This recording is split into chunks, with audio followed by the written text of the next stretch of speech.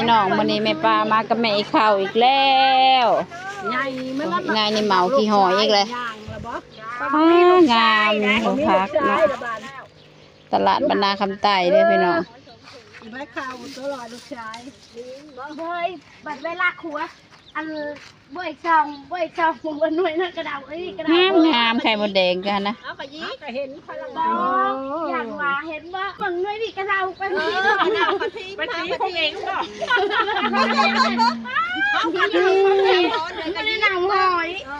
ว่าในไรเมนไปยิงเวลาตัวนี้กระดาษติเมนแต่ละกระเมนทางแม่ไปเข้าบ่ตลกพี่น้องแม่ไปเข้าตลกเพิ่นน่ะงามมะลินอพักกันไม่ใหญ่ได้10,000เลยนะพอนั่นละแม่นเลยได้นั่งคำปุ๋งแล้วจะเอาน้ำบ่หันเลยมัด10,000บ่ไม่ใหญ่บ่แล้ว2มัด10,000เหมือน2มัด10,000ได้ตายหัวเจ้าชื่อของผัวจะได้ออกลานี่ก็ชื่อแม่ชื่อผัวเขาปูนั่นแหละจะว่าผัวจะดูก็ชื่อแดงได้เราปลูกแล้วก็นะเขาก็กินของผัวแล้วเนาะเร็วมาเลยลูกพากันมาหาแมงแคงพี่น้องบ่ได้แมงแคงกับบ่มีแมงแคงนี่ก็ได้มีเงินบางกล้วยก็งามของไม่ใหญ่นี่บ่มีบ่เขาให้ใบชิมมันมีใบเดียวนึงน้ำผู้นั้นได้บ่มีบ่ป้าให้กระเป๋าแบนแฟนทิ้งแต่อาหารบ้านเฮาเนาะพี่น้องเบิ่งในป่ากับพุ่นนะ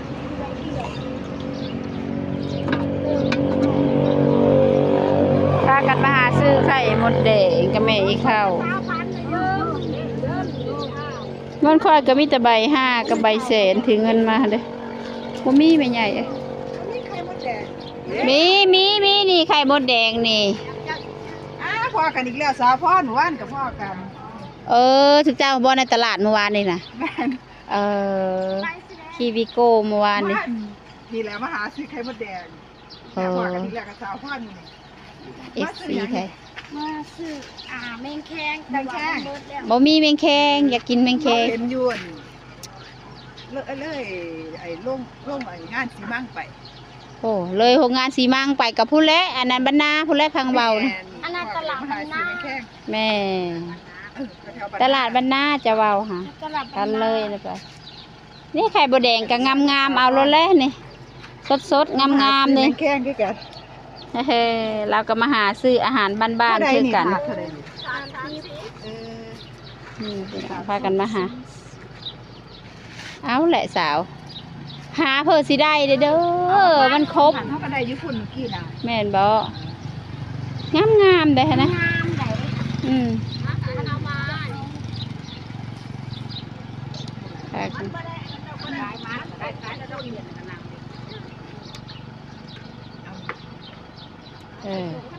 อันนี้ก็30คือกันบอก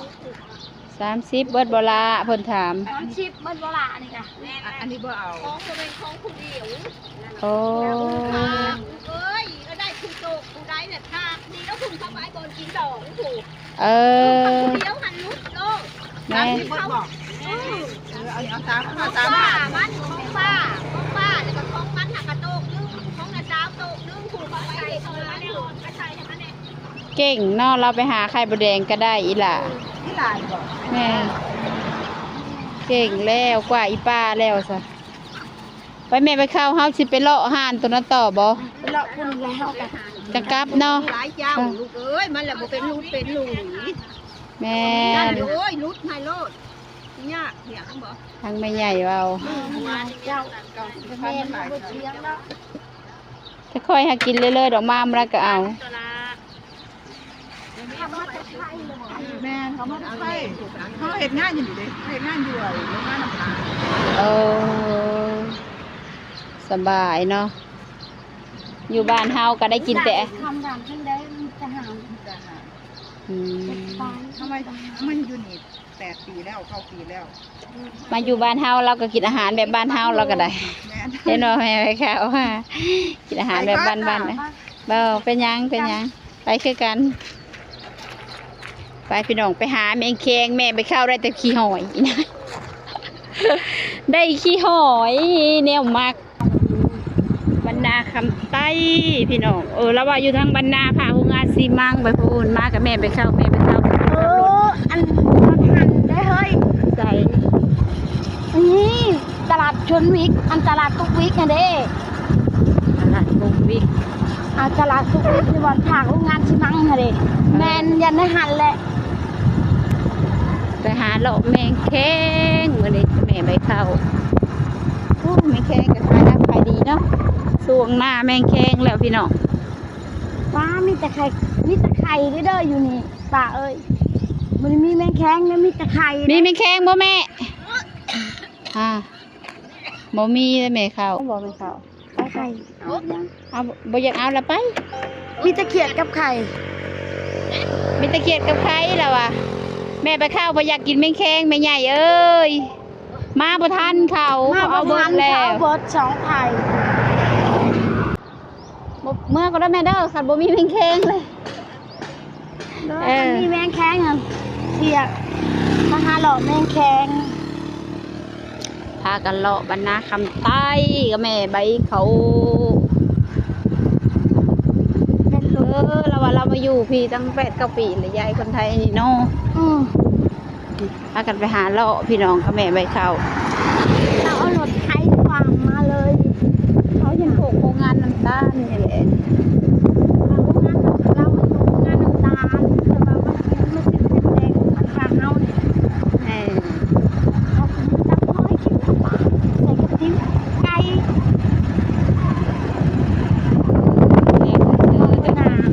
เราคนแรง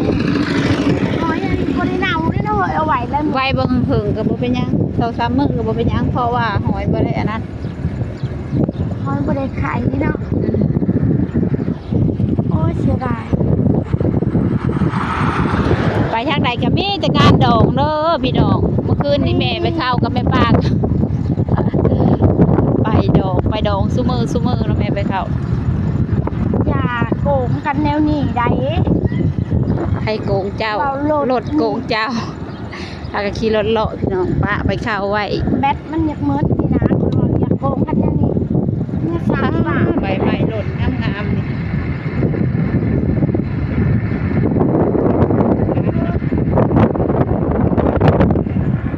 อีนายนี่ดิแบบมากับแม่ใบเข้าพี่น้องแบตรถเบิดแม่ไปเข้าหยัดไปก่อนเลยอีป้าหาเก็บมากี่หินอยู่พากันมาหาซื้อนะ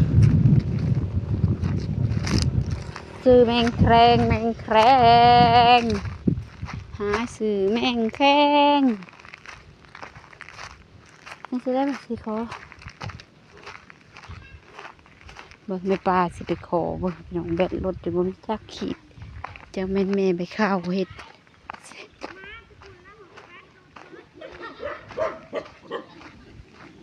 เสร็จมากะเฮาขอสากแม่เอ้ยขอสากแบตแน่มีเองมีกับมองขี่รถแบตบ่มีก็เอารถ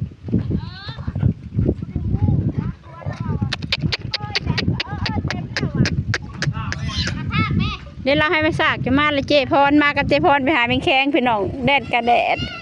แบตกระเบิดมาขอน้ำเพลินเซตลูกนี่พี่น้องทางไปบรรณาคำใต้เอาลงไปภูเจเห็นแหละดียังว่าเจอแล้วพี่น้องแล้วใจดีแล้วยังให้สากชัดพอเอาอยู่เนาะอีปลากับสาวพรลงนี่ได้เจ้ากะลงแหละได้บ่อยนายนะน่ะคอยลงเจ้ากะกำเบรกลงได้ละบอกให้ม้าลีกได้ลูกลีกแม่แห้งบอกว่าแบตรถเบิดพี่น้องเลยมาเฮินเพิ่นนี่มาก็บ่เคยเห็นคนดังเจ้าคือว่าผู้ไทยคนแถวใดเขาอยู่ตรงนาขามนี่ไงโอ้เราอยู่ตรงนาขามนี่เรามาซื้อดินอยู่นี่ทางเรานี่ แบตรถเบิดเด้อพี่น้องเอ้ยอีห่านให้ป้าพี่น้องเอ้ยคอยให้เด้อเพิ่นจ้ะนะโอ้คอยมาสากขอสากแบตเด้อพี่น้องมาซื้อไม่แข้งแบตรถเบิดแล้วก็มาขอสากน้ำเอื้อยน้ำอายเพิ่นในนี่แหละน้ำนองน้ำนุ่งนี่แหละนี่น่ะเฮิรนกับเจ้าก็ได้รอนทางไปบ้านนาคำไต้เนาะพี่น้อง มากับแม่ป้า2 คนพี่น้องแบตรถเบิดมาขอสากเพิ่นก็ให้สากพี่น้องเอ้ยเราก็ว่าขึ้นเฮิรนเมื่อวานนี้แล้วอะคนทั่วประเทศคนนั่งทั่วประเทศมาไล่ด้วยนะฉันงานมานั่งไปพี่น้องสากแบตอีกจักน้อยจังสิพากันเมื่อเนาะพี่น้องเนาะเขาหลายเติมได้ดิแน่แห้งแน่แล้วใช้ความที่นี่จะได้บรรยากาศมืดค่ะตรงนี้ปิดเราอะวะเราอยู่ห่างเคยไปแหมเราพระเจ้าวันนี้เอาไปถ่ายคลิปชุดเจ้าอยู่มัดปกมือไปปกหัวเอาใครวะไปมาขอถ่ายก็เราเด้เคยมาขอสากรถเด้อจะถามไปเด้อไปต่อปะเดียวจากแล้วว่ามันบอกเคยต่อทั้งแต่เราอ่ะทุกใช้มันอยากบอกเลยเจ้าประจักษ์ชื่อไม่อีนายเอ็นหลายกระปองละชิปกระเพาะนะชื่อพอได้ไปเมื่ออื่นเนาะพอเฮ้ยชื่อไว้แต่มื้อนี้เมื่อแล้วเขาก็ขายได้มื้ออื่นยันบ่มีโอกาสลงไปจากแต่เช้าก็4 โมงแม่นบ่ฮะเนาะอันพัน40ตัว50อะไร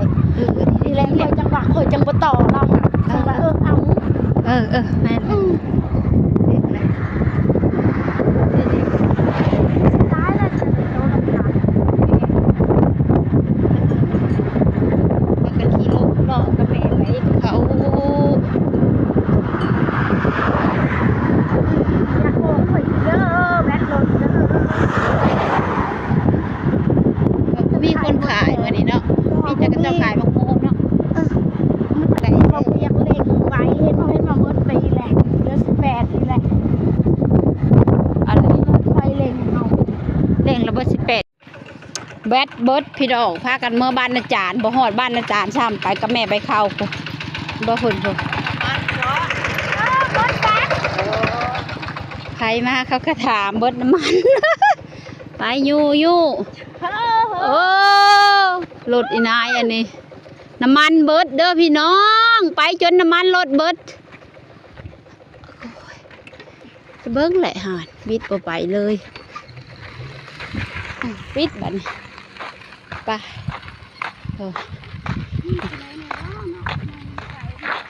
เมื่อบ้านอาจารย์แบตรถเบิดน้ำมันรถเบิด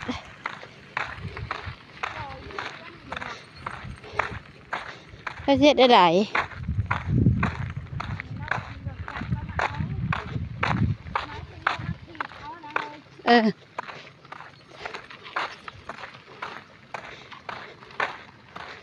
เมื่อบ้านอาจารย์เป็นทางแดงประมาณนี้เด้อ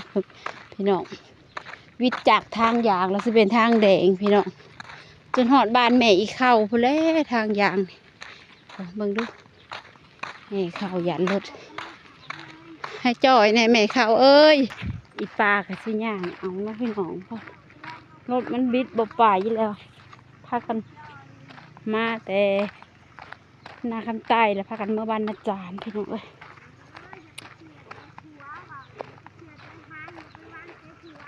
ทั้งละเพิ่นเราอย่าเสือใจทางอย่าวางใจผัว แม่ไปเข้าเฮ็ดแล้วโอ้แดดกระแดดเคยละเบิ่งแบตเพิ่นก็ยัง00นะสิบิดได้จังได้บ่เฮ้ยเพิ่นสิฮอดบ้านอาจารย์นี่หาก็ฮอดโพสีหาก็ฮอดบ้านโพสี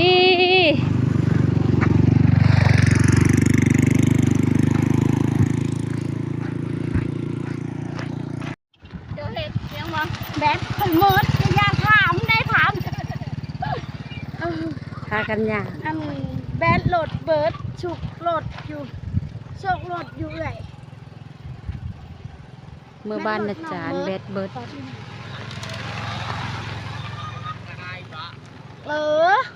บ่ได้ออกก็ต้องได้ออกแล้วเจ้าเอ้ย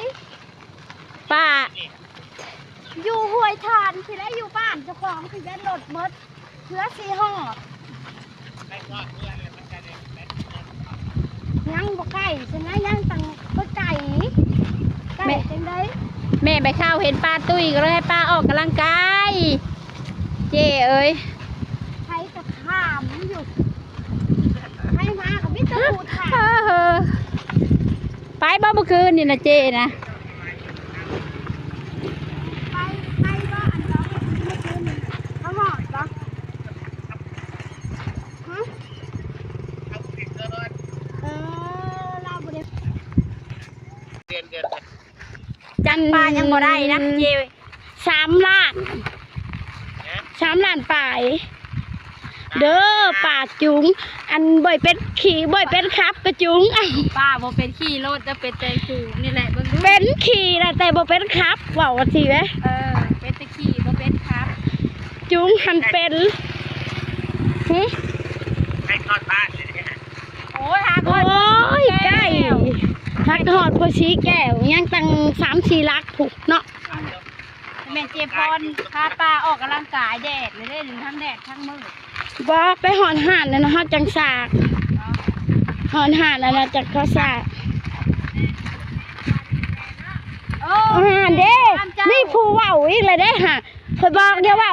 ข่อยแห้งเมื่อยฉุกรถดีข่อยแห้ง ออกกำลังกายสะพอนพาป้าออกกำลังกาย เบิ่งแม่ป่าเราตุ๋ยนะข่อยอยากให้เราออกกำลังกายให้จอยแด้ จนแบตบ่มีท็อกพิเลยแม่นบ่แม่เข้า อืม พ่อจังบิดบ่ไปแล้วค่ะ นี่เด้อป่าออกกำลังกายมื้อนี้อันเอาความใจมาให้ลุง เป็นครับ